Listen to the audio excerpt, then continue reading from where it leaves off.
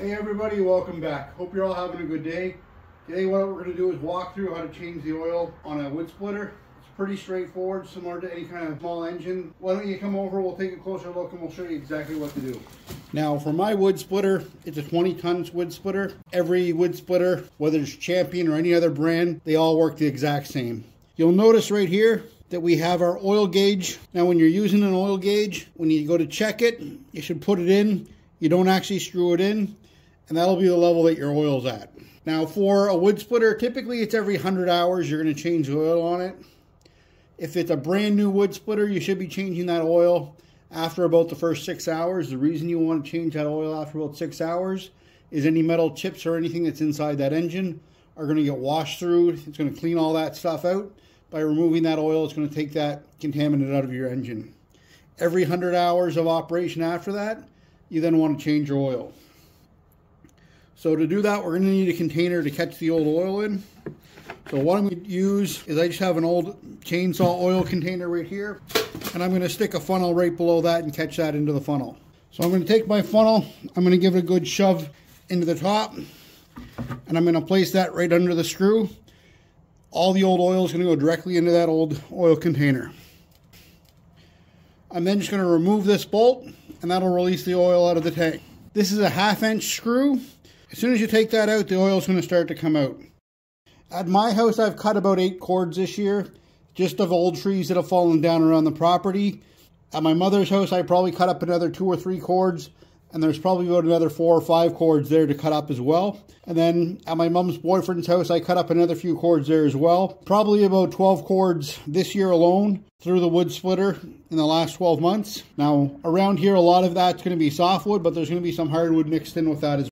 Now, if we look at the oil, that oil is really, really thick. When I got my splitter back from my buddy there the other day, I had to put a little more oil in to actually get it to turn on because the low oil sensor was preventing it from turning on. Ideally, when you drain your oil, it shouldn't be this dark or this thick. This is also watered down fresh oil, so it would have been a lot darker to start with. These are really hardy wood splitters. Last year, what happened was, as we were coming out of the woods, the bank on the left-hand side let go a little bit, caused the wood splitter to roll off of the ATV and unhook from the ball. There was really no damage done to the splitter at all. The exhaust screen on it bent in a little bit. Other than that, there was absolutely no damage to the splitter. A couple drops of oil got out at that time. At that time, I noticed we were pretty low in oil, and I put some oil in just to get us by for the rest of that project. All right, the oil looks like it's all drained out there. So we're going to put our drain plug back in, and we'll just finger tighten that, and then give it about a 1/4 turn twist after that. You don't want to tighten this up too much because the housing's made out of aluminum, and if you tighten it too much, it'll strip that right out, which is going to cause you problems down the line. So make sure you don't over tighten that. Now that we've got our old oil out, we're going to put our new oil in. So to do that, we'll stick our funnel in, and we want to put enough oil in that we're covering those bottom threads. So you don't want to overfill the oil, but if you look inside, you can see that it is going into those threads. You want to make sure at very minimum that you're hitting those bottom 2 or 3 threads. Once you get your oil in, you want to make sure that you're at the right level. So just clean off your dipstick, slide it in, don't thread it in at all. And right now we're right at the maximum fill point. When you screw your dipstick in, make sure you're threading it properly. It's really easy to cross thread the dipsticks on these. Once you have it all threaded back in, you're all set to turn it back on. So we'll clean up here and we'll be right back. Now that we got our oil all changed, we're going to turn it back on. I'm assuming you guys already know how to do this, but we'll just review it real quick. We want to make sure that our fuel is turned on. There's a little red rocker switch right here. We'll push that to the on position as well. While we're starting up, we want to start it at the turtle mode as opposed to the bunny mode. Then we'll turn our choke on. Once we have that done, we're ready to turn it on. I'm just going to double check that we have enough gas in here as well. So yeah, we have a full tank.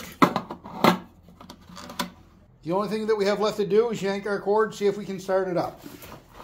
I'm starting it from cold, so it might take a few pulls.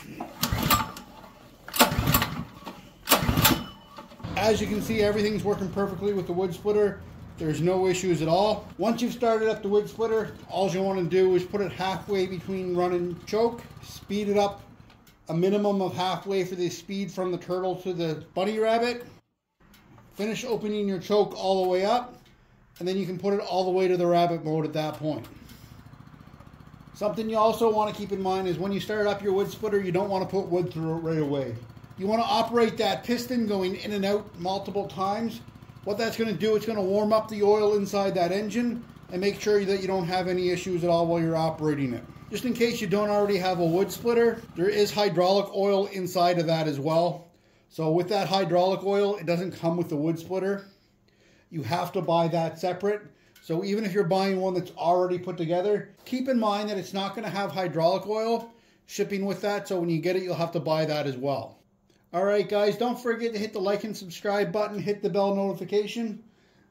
So please leave comments down in the comment section and hit that like button, because those are going to be two big things that you can do to help grow our channel. Thanks a lot, guys, and I hope you guys have a good day.